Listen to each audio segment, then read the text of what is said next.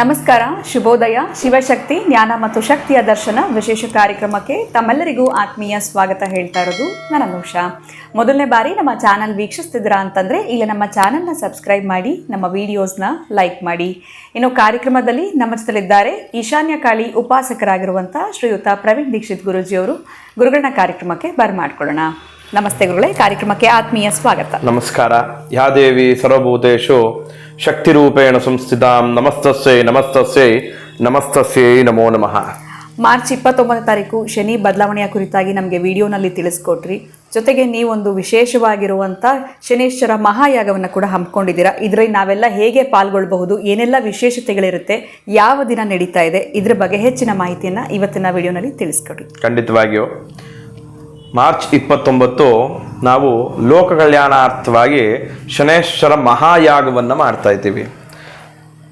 ಹೋಮ ಅಂದಾಗ ಆಯಾ ಏರಿಯಾದಲ್ಲಿ ಬಹಳ ದೇವಸ್ಥಾನಗಳಿರುತ್ತೆ. ಆ ದೇವಸ್ಥಾನಗಳಿಗೆ ಭಕ್ತ ವೃಂದದವರು ಅಂತ ಇರ್ತಾರೆ.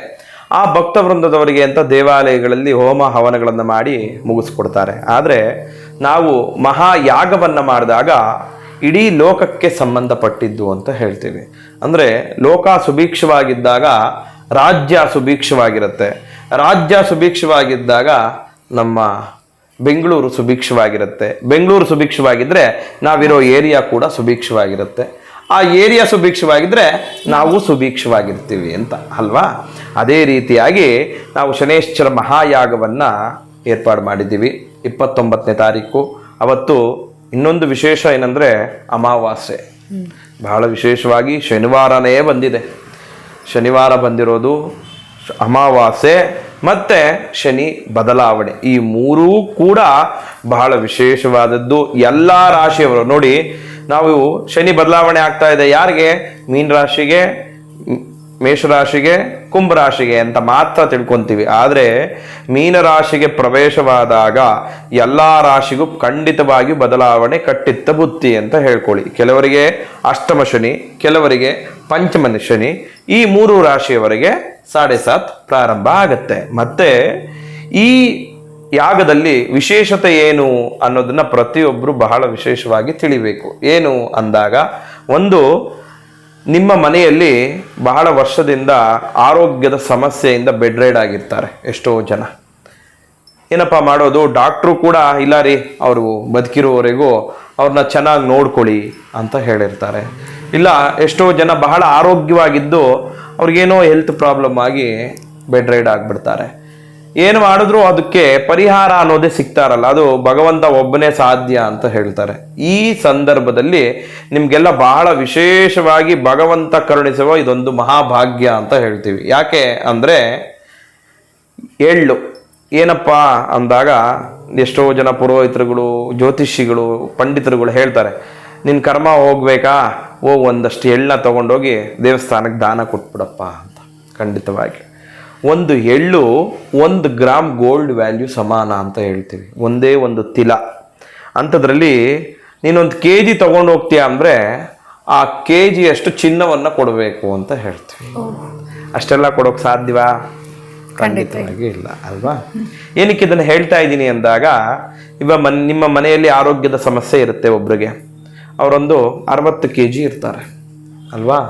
60 kg ಇದ್ದಾರೆ ಅಂದಾಗ ಏನು 60 kgಗೂ ಈ ಯಾಗಕ್ಕೂ ಏನು ಸಂಬಂಧ ಅಂದಾಗ, ಶನೇಶ್ವರ ಹೇಳ್ತಾರೆ ಏನಂತ, ನಮ್ಮ ಪುರಾಣದಲ್ಲಿ ಬಹಳ ವಿಶೇಷವಾಗಿ ಕೆಲವೊಂದು ಗ್ರಂಥಗಳಲ್ಲಿ ಬರೆದಿದೆ.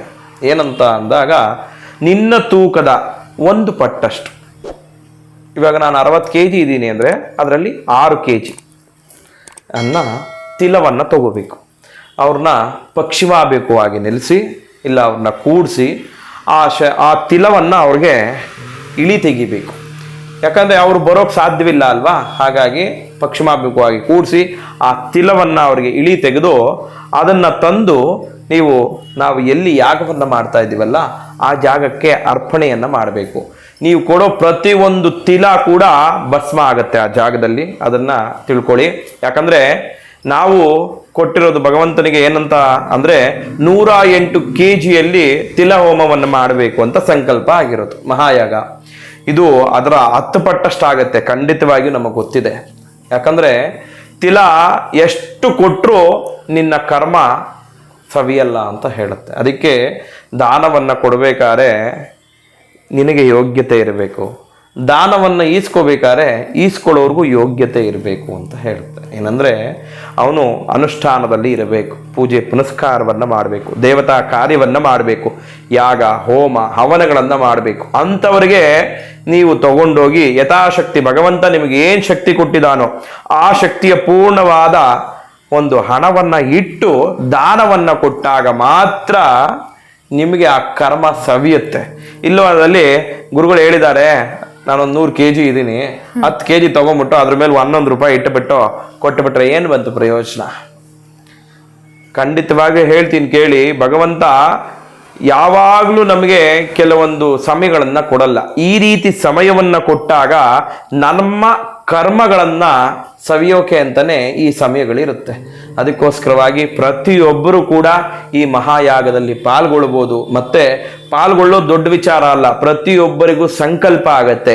ಎಷ್ಟು ಜನ ಬಂದರೂ ಅಷ್ಟೂ ಜನಕ್ಕೂ ಪ್ರಸಾದ ವಿತರಣೆ ಇರುತ್ತೆ. ಮತ್ತೆ ವಿಶೇಷವಾಗಿ ನಮ್ಮ ಈಶಾನ್ಯ ಕಾಳಿ ಪೀಠದಿಂದ ಅಮ್ಮನವರ ಸನ್ನಿಧಾನದಲ್ಲಿ ಒಂದು ವಿಶೇಷವಾದ ವಸ್ತುವನ್ನು ಇಟ್ಟು ಪೂಜೆಯನ್ನು ಮಾಡಿ ಶನೇಶ್ವರ ಮಹಾಯಾಗದಲ್ಲಿ ಆ ಪೂಜೆಗೆ ಇಟ್ಟು ಆ ವಸ್ತುವನ್ನು ಪ್ರತಿಯೊಬ್ಬರಿಗೂ ವಿತರಣೆಯನ್ನು ಮಾಡ್ತೀವಿ. ಅದನ್ನು ನಿಮ್ಮ ಮನೆಯಲ್ಲಿ ತಗೊಂಡೋಗಿ ಇಟ್ಟಾಗ ಯಾವುದೇ ಕಾರಣಕ್ಕೂ ನಿಮಗೆ ಶನಿಯ ಕಾಟ ಬರಲ್ಲ.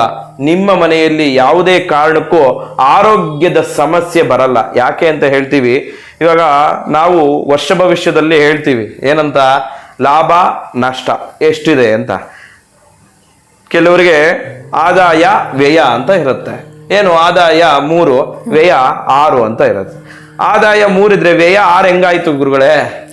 ಅಂದ್ರೆ ಆ 3 ಎಲ್ಲೋಗಿರುತ್ತೆ ಅಂದ್ರೆ ಹಾಸ್ಪಿಟ್ಲಿಗೆ ಇಟ್ಟಿರ್ತೀರ, ಇನ್ನೆಲ್ಲೂ ಇಟ್ಟಿರಕ್ ಸಾಧ್ಯವಿಲ್ಲ. ಹಾಗಾಗಿ ನಾವು ಮೋಜು ಮಸ್ತಿ ಮಾಡಿದೀವಿ ಅಂತ ಅಲ್ಲ, ಅದು ವ್ಯಯಕ್ಕೆ ಹೋಗಲ್ಲ. ನೀವು ಎಷ್ಟೋ ಸಮಯದಲ್ಲಿ ಏನೇನೋ ಮಾಡಿ ಆಚೆ ಬರ್ತೀರಾ, ಆದರೆ ನಿಮ್ಮ ಆರೋಗ್ಯದ ಸಮಸ್ಯೆಯಲ್ಲಿ ನೀವು ಎಷ್ಟೇ ಕೋಟ್ಯಾಧಿಪತಿಗಳಾಗಿದ್ರೂ ಕೂಡ ದುಡ್ಡಲ್ಲಿ ಆರೋಗ್ಯವನ್ನು ಕೊಳ್ಳೋಕೆ ಸಾಧ್ಯವಿಲ್ಲ. ಹಾಗಾಗಿ ಆ ಆರೋಗ್ಯವನ್ನು ಪಡಿಬೇಕು ಅಂದರೆ ಆಯುಷ್ಕಾರಕ ಶನೇಶ್ವರ ಅಂತ ಹೇಳ್ತೀವಿ. ಆಯಸ್ಸನ್ನು ಕೊಡೋನೇ ಶನೇಶ್ವರ. ಹಾಗಾಗಿ ಆ ಶನೇಶ್ವರನ ನೀವು ಎಲ್ಲರೂ ಖಂಡಿತವಾಗಿ 29ನೇ ತಾರೀಕು ಆರಾಧನೆ ಮಾಡಿ ನಿಮಗೆ ನಿಮ್ಮ ಕುಟುಂಬಕ್ಕೆ ಆರೋಗ್ಯವನ್ನು ಖಂಡಿತವಾಗಿಯೂ ಆ ಭಗವಂತ ಕರುಣಿಸ್ತಾನೆ. ಖಂಡಿತವಾಗ್ಲೂ ಗುರುಗಳೇ, ಮಾರ್ಚ್ 29ನೇ ತಾರೀಕು ನಡೀತಾ ಇರುವಂಥ ಶನೇಶ್ವರ ಮಹಾಯಾಗದಲ್ಲಿ ಪ್ರತಿಯೊಬ್ಬರು ಕೂಡ ಪಾಲ್ಗೊಳ್ಬೋದು, ಸಂಕಲ್ಪ ಮಾಡ್ಕೊಳ್ಬೋದು. ಜೊತೆಗೆ ನೀವು ನೀಡುವಂಥ ವಸ್ತುವನ್ನು ಮನೆಯಲ್ಲಿ ಇಟ್ಟಾಗ ಅಭಿವೃದ್ಧಿ ಸಮೃದ್ಧಿಯನ್ನು ಕಾಣ್ತಾರೆ ಅಂತ ಕೂಡ ತಿಳಿಸ್ಕೊಟ್ರಿ. ಬಹಳ ಧನ್ಯವಾದಗಳು ತಮಗೆ. ನಮಸ್ಕಾರ. ಜೈ ಶ್ರೀಕೃಷ್ಣ.